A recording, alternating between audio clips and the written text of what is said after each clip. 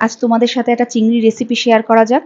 এটাকে ঠিক অথেন্টিক চিংড়ির মালাইকারি বলা যায় না, আমি আমার মতো করে করেছি। প্রথমে নুন, হলুদ, লঙ্কা গুঁড়ো, সর্ষের তেল দিয়ে মাছগুলোকে ভালো করে ম্যারিনেট করে রেখে দেব 10 মিনিটের মতো। তারপর সর্ষের তেলে এপিট ওপিট করে চিংড়িগুলোকে ভেজে নেব। মোটামুটি 2 মিনিট মতো ভেজে নিতেই তুলে ফেলতে হবে, না হলে কিন্তু মাছগুলো শক্ত হয়ে যাবে। এবার গ্রেভি তৈরি করতে হবে। সর্ষের তেলে গোটা গরম মশলা ফোড়ন দিয়ে কুচো পেঁয়াজ, টমেটো, কাঁচা লঙ্কা, নুন আর 1 মুঠো কাজু কিশমিশ দিয়ে হালকা করে সতে করে নেব। এখানে কিন্তু আমি কালো কিশমিশ ইউজ করেছি, খেতে খুব ভালো হয়। এবার টক দই দিয়ে ব্লেন্ডারে একটা সুন্দর পেস্ট তৈরি করে নিতে হবে। এই পুরো পেস্টটার মধ্যে একটু জিরে গুঁড়ো, একটু লঙ্কার গুঁড়ো দিতে হবে, আমি শুট করতে ভুলে গেছি।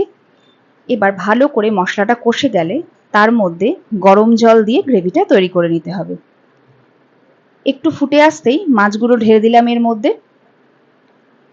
তারপর কাসুরি মেথি একটু হাতে ঘষে দিয়ে দিলে ভীষণ সুন্দর একটা গন্ধ বেরোয়। আর সবার শেষে অনেকটা আমুল ফ্রেশ ক্রিম।